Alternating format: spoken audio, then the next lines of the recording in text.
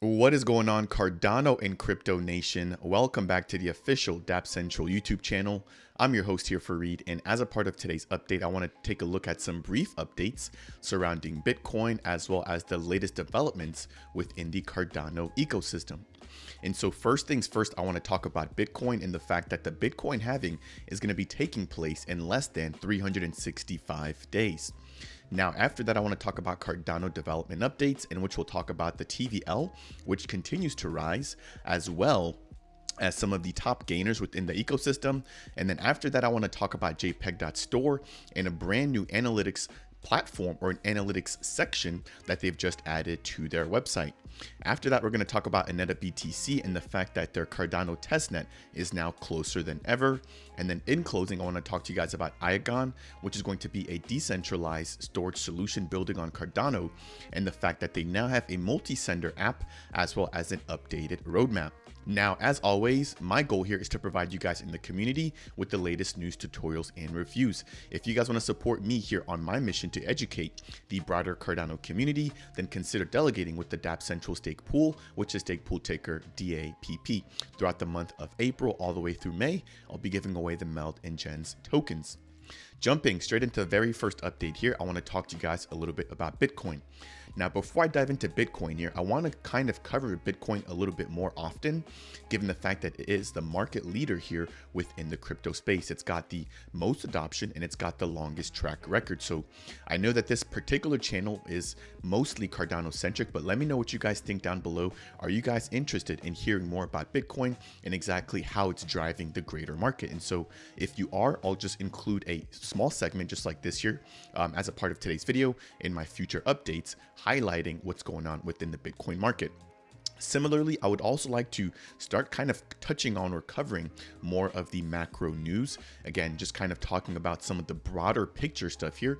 That way we're not only focused on Cardano and within our own little bubble. So I'm interested to hear what you guys think. Let me know down in the comment section below.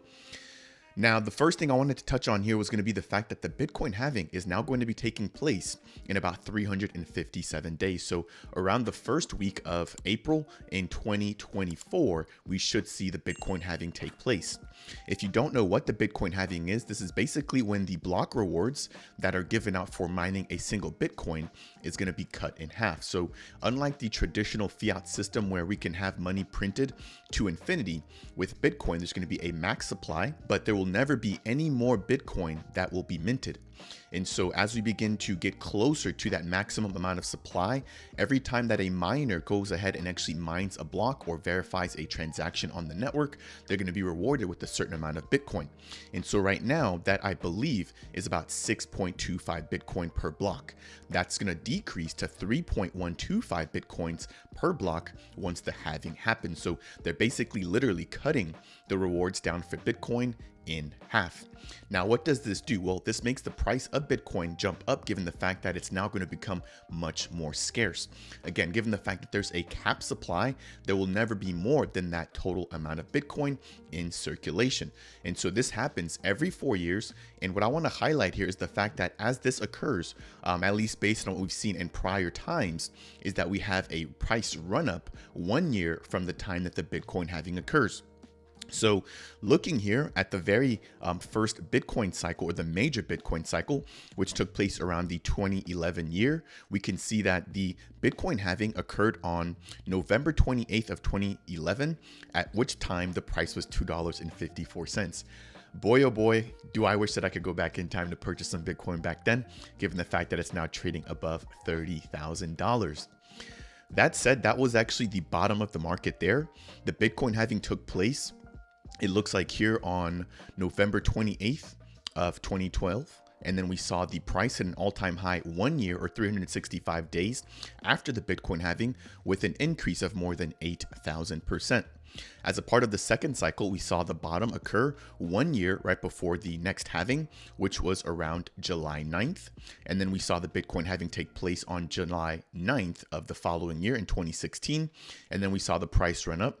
Now, this was a little premature here, but in 2017, 1 year after that halving, the price was at about $2,500. And it did go up a little bit higher, but again, the price did appreciate 1 year from the halving. So that trend continues to be true. Now, looking here at the second to last bull market, which was around the 2019 timeline or 2020 timeline, we saw the halving take place around May 11th of 2020. And about 1 year before that was somewhat close to the bottom. It wasn't necessarily there at the exact bottom, but it was close. So about a year or so before the halving happens is probably a good time to start picking up crypto and Bitcoin. And if you guys are not aware, that is literally right now. So if you're not already DCAing, consider doing so, because I think that over the course of the next year, as we go into the halving, we're only going to see the price of crypto and blockchain assets continue to appreciate. And so the last halving took place here in 2020 on May 11th. And about 1 year from that is when we saw Bitcoin hit a price target of about $60,000. Now, we saw a double top, and this is unfortunately not updated to show the most recent data, but we did see a second double top here that actually hit $69,000. So a pretty simple indicator here, giving us a slight idea as to what we can expect moving forward, given the fact that the next Bitcoin halving is only 361 days away. So go ahead and stack up if you guys are not already doing so, but make sure to do your own diligence, as this is not financial advice. That is going to wrap it up there for the first update surrounding Bitcoin and the fact that the Bitcoin halving is very, very close. Next, I want to jump in to talk about Cardano here and some updates that we've seen within the ecosystem. Now, specifically, what I want to touch on is going to be TVL, or total value locked. We've seen total value locked continue to increase within the ecosystem, with month-over-month gains here for the top platforms being built on Cardano. So coming in at number one over the course of the past week, we've got MinSwap, which has appreciated or gained a 2% amount of TVL. We've seen Indigo with a 5.85% increase for their TVL, with Wing Riders having a 1.5% increase in their TVL. Now, just focusing on the top three platforms here, we saw that MinSwap has actually had the lead here when it comes to TVL for quite a bit of time. We did see Indigo flip the Wing Riders DEX here about a month ago, and since then the Indigo platform has actually been growing their lead here between them and Wing Riders. Now, between Wing Riders and Jed does appear to be catching up. When it initially launched, there was about $10 million locked into that platform, and it's now at 18 million. Right behind them, we've got Liquid, which has the biggest amount of gains here over the course of the past few weeks, with over 32% increase of their TVL. Now, right behind Liquid, we've got MuesliSwap with a 5% increase, followed by SundaySwap, Optum Finance, AADA, and we've got a decrease here, and the only decrease here, which is going to be from Lending Pond. Very lastly, we have Fluid Tokens with an 8% gain. Now, in closing of this particular update, if I jump over onto DeFi Llama, as you guys can see here, when we're looking at the TVL in terms of ADA, we are at an all-time high. If I scroll down here, there's going to be a sea of green. So this is exactly what we want to see month over month, a continued increase here when it comes to Cardano adoption and Cardano TVL. So more and more dollars and ADA flowing into the growing ecosystem. That is going to wrap it up there for that particular update surrounding Cardano TVL. The next update I want to mention is going to be surrounding JPG.Store, which is going to be the biggest marketplace right now by market share when it comes to Cardano and NFTs. And so as it states here from CNFT Jungle, which is going to be an NFT analytics platform, we're glad to integrate our NFT data API to JPG.Store to give more context to collections. We did not get funded last Catalyst round. However, we still delivered this proposal because it makes sense for developers and projects launched on Cardano. If you guys are not familiar with Project Catalyst, this is going to be a platform where projects basically propose to build things and the community votes to provide ADA's treasury or Cardano's treasury to those particular proposals. And so even though the Jungle team did not get a funded proposal for this, they still delivered on what they plan on building. So shout out to this team. Shout out to Nick, who's going to be actually one of the founding members, if not the main driver here of CNFT Jungle. Now, if I jump over into if I jump over into JPG.Store and look at the Ape Society collection, what we're going to see is a brand new tab here. Let me zoom in just a little bit, which is going to be the analytics tab. So we just had a brand new bundles feature that recently came on the platform, as well as collection offers. And then we already had this activity tab here, but we now have an analytics tab, which shows us more information surrounding how well the collection is doing. So if I scroll down here just a little bit, at the top left-hand side, we have the sales history within the last 30 days. On the right side, we've got the listing history, which basically shows us how many NFTs for this collection have come on the market. Now at the bottom left, we have the holder history, which shows the total amount of wallets holding this collection and how many have come on or sold their NFTs.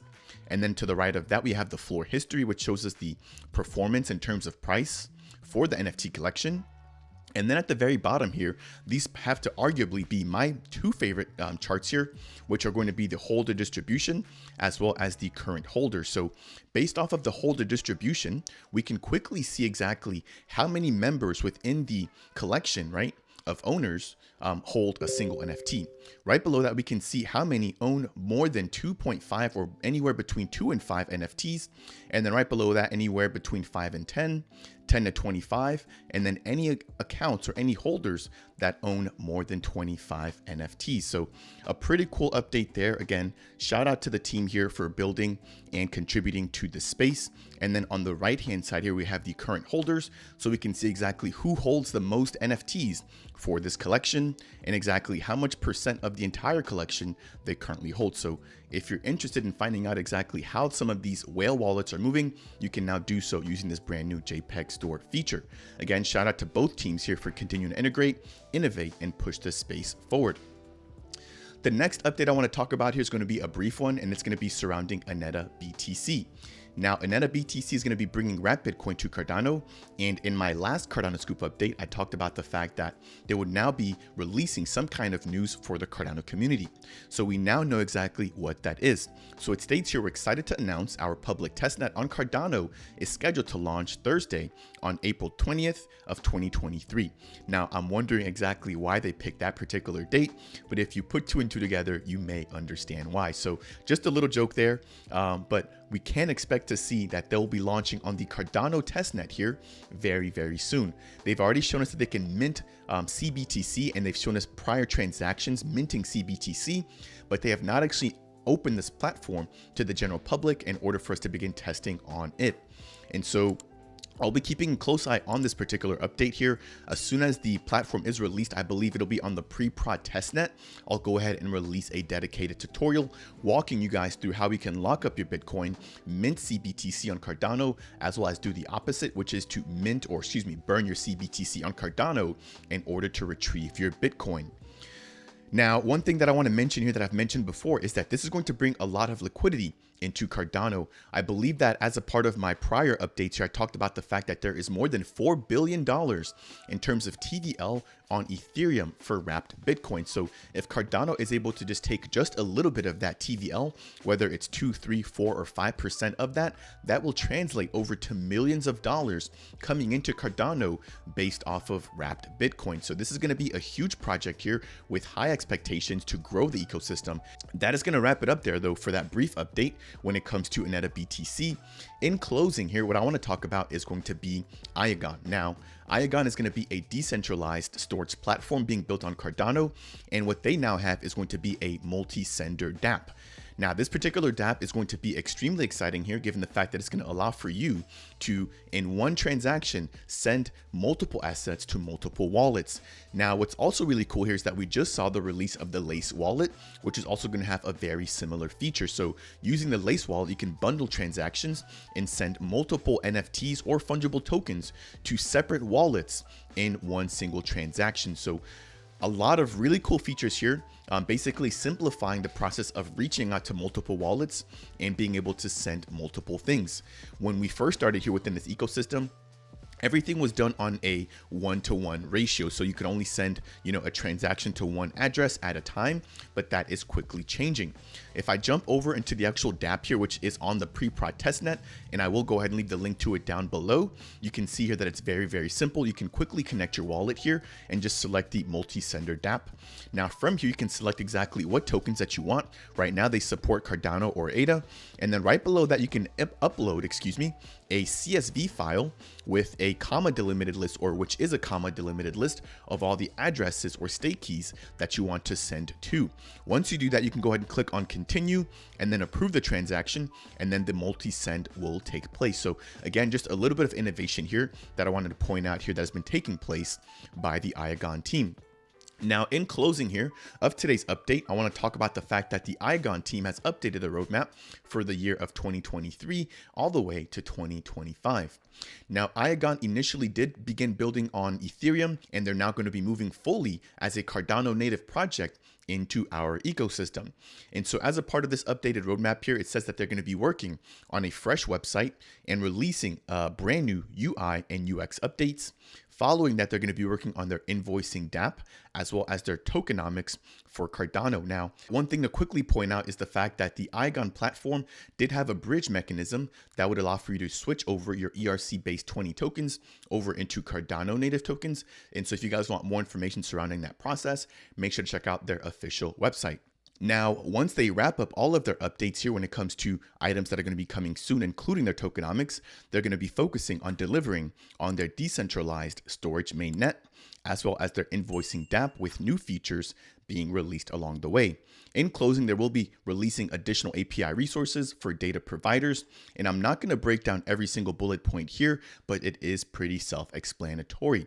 Again, if you guys want more information surrounding the Iagon platform and exactly how it works, make sure to check out my dedicated video surrounding the protocol.